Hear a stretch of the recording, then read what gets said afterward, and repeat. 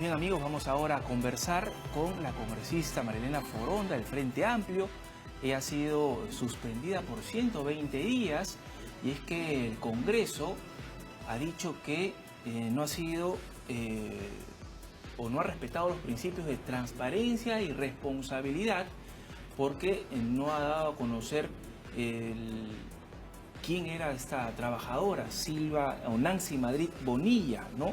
O no ha informado el pasado de esta ex trabajadora que fue asistente de la congresista que nos acompaña el día de hoy. ¿Cómo está, congresista? Muy bien, muchísimas gracias. Gracias por la oportunidad de poder conversar con ustedes y a través de ustedes dirigirnos al país. Algunas precisiones. No ha sido transparente ni responsable, dice el Congreso. Algunas precisiones, ¿no? Cuando a mí se me inicia el proceso de indagación, de investigación, quien me acusa es el señor Héctor Becerril, ¿no? Y en ese contexto, la fundamentación de la primera etapa de investigación sustenta de que yo habría, la acusación es porque yo había faltado a la verdad, porque no había sido transparente. Y el mismo informe de la Comisión de Ética archiva esa etapa de proceso porque en ningún momento yo he negado que conocía a la señora Nancy Madrid. ¿La conocía antes de contratarla? Sí, yo la conocí antes de contratarla. ¿Ya? Para mí hubiera sido bien fácil, como hacen algunos, en negar todo para librar mi pellejo. Y yo no creo que eso sea correcto. Porque creo que todas las personas tienen derecho a resocializarse, aun cuando esto puede ser muy cuestionado por el tipo de sentencia que ella obtuvo. Pero lo concreto es que cuando tú propones a alguien al Congreso para su contratación, pasas por un filtro, y ese filtro no lo hace el congresista propone. ¿Ya? Tú lo propones y pasa a la administración. La administración del Congreso es quien revisa los antecedentes penales, judiciales, y si no hay ningún problema, procede su contratación. Si no cumples con ese requisito, te dicen, esta persona no puede ser contratada. Entonces yo cumplí con alcanzar la propuesta, pasó el filtro la señora Nancy Madrid porque ella ya había cumplido su sentencia de 20 años. Y estaba rehabilitada con todos sus derechos civiles y penales resueltos. ¿Cuándo terminó de cumplir su Hace condena? 20 años. Ya, en el 2007, O sea, ella creo, tuvo ¿no? 20 años, exactamente no sé la fecha. Lo concreto es que ella ya estaba habilitada para poder ser, digamos, trabajar en cualquier institución en ese momento. 2 años y medio después se produce una norma en la que se prohíbe expresamente que ninguna persona que haya sido sentenciada por delito de terrorismo, violación, extorsión, narcotráfico, puede trabajar dentro de la institución del Estado, instituciones públicas.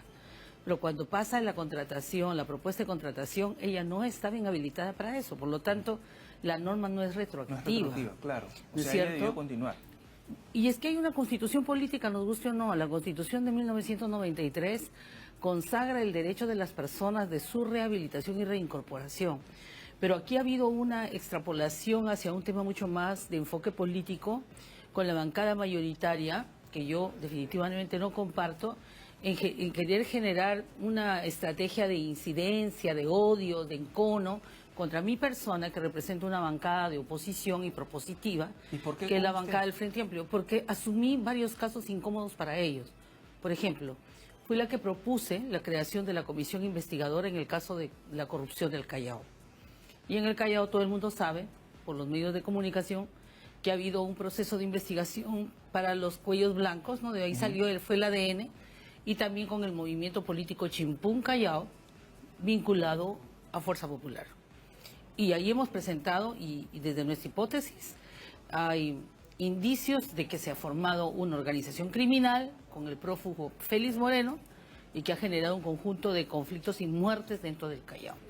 El otro tema incómodo para ellos fue la investigación que hice en Lambayeque, en la zona de donde es el colega, ¿Becerril? el señor Becerril, sobre el tema de los guachiturros y los malditos del azúcar. Logramos la conformación de una organización de defensa de los azucareros con quien con el Ejecutivo se ha empezado una relación de diálogo para ver cómo resolver el problema que ellos tienen por la cancelación de las cooperativas y porque está secuestrado por 2 bandas, los guachiturros y los malditos del azúcar. Una de ellas asociada, ¿no?, supuestamente en proceso de investigación por la Fiscalía, en donde tendría responsabilidad y es denunciado el señor Becerril. Ahora, ¿no podríamos decir también que ha sido o que está justificando un error político, al igual que lo justificó el señor Johnny Lescano, que también fue suspendido ¿Ya? porque él también argumentaba que se enfrentaba al fujimorismo, a prismo y a todos ellos? Yo no estoy justificando nada. Yo lo que estoy señalando es el contexto en el cual se me ha hecho a mí la acusación y quién lo ha hecho. Porque yo sí reconozco que he cometido un desliz desde mi punto de vista. No considero que sea un error, porque creo que los congresistas y los parlamentarios, sobre todo, estamos para cumplir las normas. En la Constitución Política del 93 se establece el derecho de rehabilitación. En el reglamento del Congreso no había ninguna observación. No hay una sola norma en el Congreso que obligue, y si es posible en este caso, da pie a eso, ojalá que se haga, obligue a dar el pasado, un reporte del pasado de las personas que trabajan con los congresistas. ¿Sí? No hay. En el momento que se contrató a esta persona no hay ningún tipo de impedimento. Por lo tanto, no he violentado las normas. No he incumplido con los procedimientos del Congreso. No he ocultado información a la Comisión de Ética. La tipificación de la falta no está suficientemente motivada, como dicen los abogados, para iniciarme un proceso y una sanción, que inicialmente fue de 30, luego subió a 60, y que gracias a la intervención de la señora Salazar pidieron 120. Ojo, se votó esto como una cuestión previa antes de que se aprobara el informe de la comisión. ¿Y cuáles fueron estos argumentos por los que se presenta la cuestión previa y elevar prácticamente el doble de la sanción, 80 a 120 días? Me quieren castigar porque yo he estado, como le decía, el argumento central sobre esta acusación es que yo habría faltado al Código de Ética, pero no precisan cuáles son las faltas. No está tipificado. Si tú cometes un delito, cualquier persona comete un delito, un robo, un hurto, ese delito tiene que estar tipificado sobre el cual yo te pueda sancionar. Si tú revisas, y te pido por favor que lo hagas, y la gente también puede tener acceso, revisen el informe de la Comisión de Ética. No hay una tipificación concreta de qué falta he cometido. Sobre transparencia y responsabilidad, ¿no? Pero es absolutamente subjetivo. Ajá. Absolutamente subjetivo. Lo que la subjetividad ha llevado a decir, de parte de la señora, una de las congresistas, que yo he puesto en riesgo al Congreso. Y les he emplazado y le he dicho, dígame en qué momento he puesto en riesgo. Ahora, los argumentos Sustracción de documentos. Digamos, la figura queda como que usted es pro-terrorista, ¿no? Imagínese, ¿no? Esa es una difamación que lo tendrán que probar.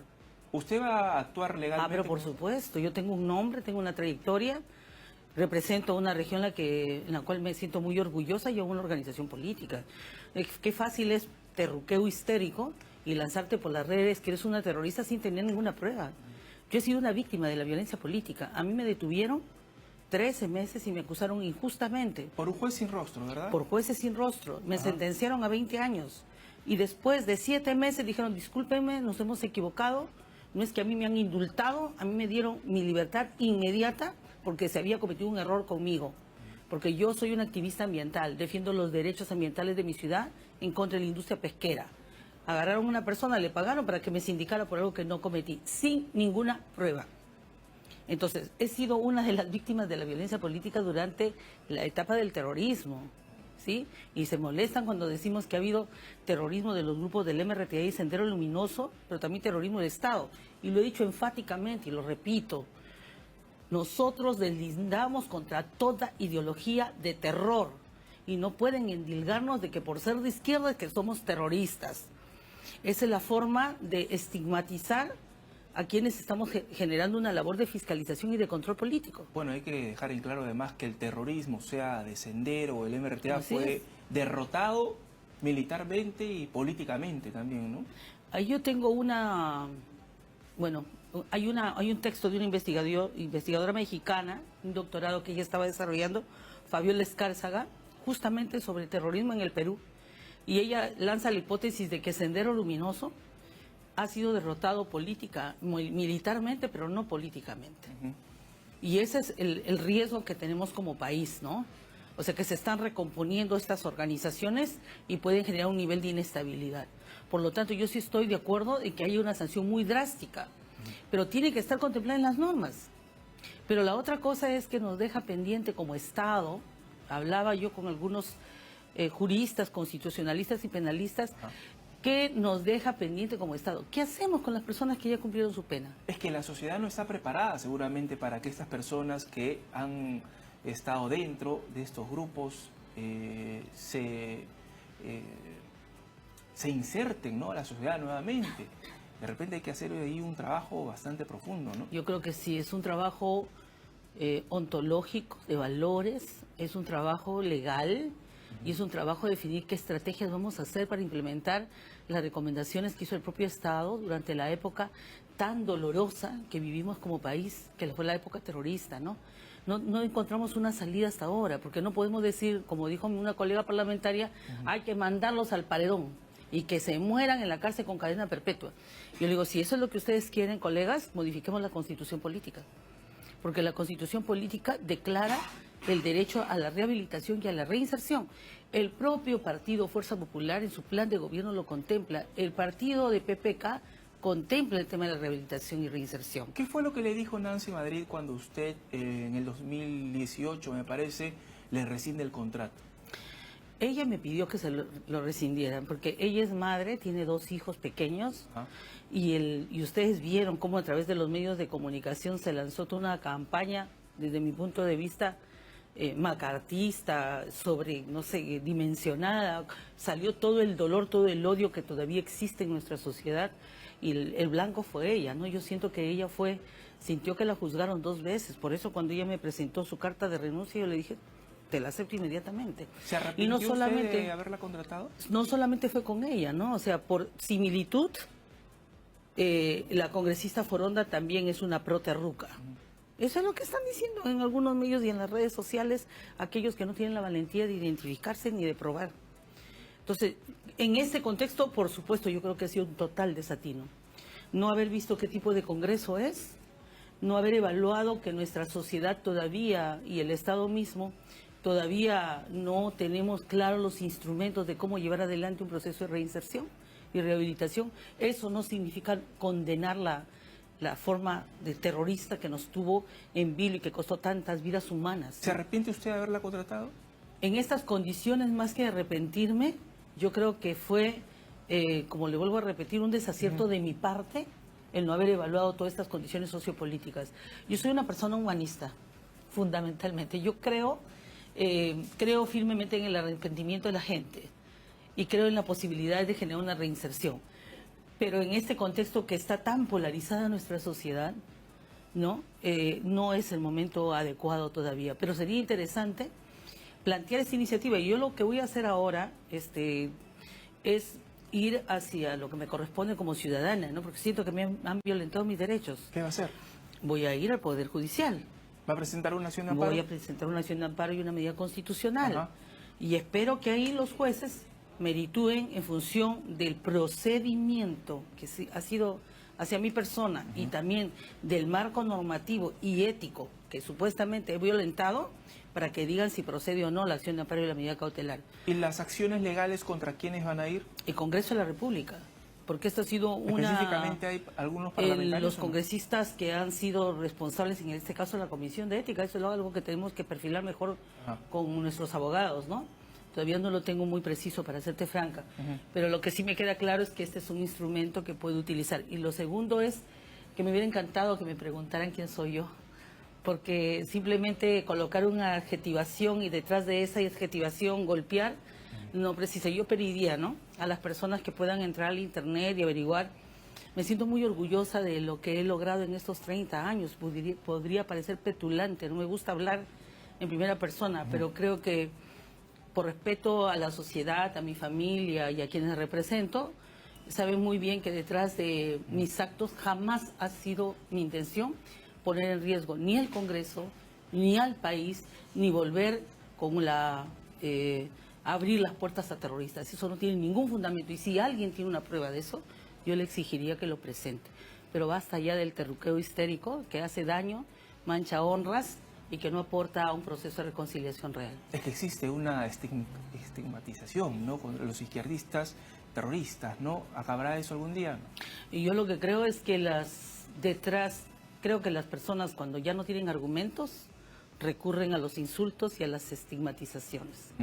Y esas cacerías de brujas que son muy propias de regímenes totalitarios y no democráticos, no ayudan al mejor entendimiento de un tema que es mucho más complejo que un calificativo. Listo, congresista. Muchas gracias por acompañarnos. Gracias a usted María por la Elena Foronda, oportunidad. congresista del Frente Amplio, estuvo con nosotros aquí en TV Perú Noticias. Vamos, amigos, a una breve pausa, retornamos.